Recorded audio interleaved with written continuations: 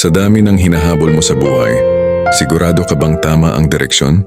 Sa Matthew 6:19-21, sinabi ni Jesus, "Huwag kayong mag-impok ng kayamanan dito sa lupa, kundi mag-impok kayo ng kayamanan sa langit." Ang point ni Jesus simple lang, lahat ng bagay dito sa mundo nawawala.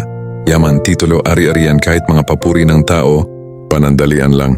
Pero ang mga gawa mo para sa Diyos, ang kabutihang ginawa mo sa kapwa, ang tamang desisyon kahit walang nakatingin, yan ang kayamanang hindi nawawala. Kapatid, masarap magtagumpay. Walang masama mangarap ng komportableng buhay. Pero kung puro material na bagay ang habol mo, mapapagod ka ng sobra pero magiging hungkag pa rin ang puso mo. Uunahin mo ba ang bagay na panandalian o yung gantimpalang panghabang buhay? Habulin mo ang bagay na hindi kayang kainin ng oras. Mag-invest ka sa langit, sa puso, sa relasyon mo sa Diyos, sa paggawa ng tama. Dahil kung nasaan ang kayamanan mo, nandoon din ang puso mo.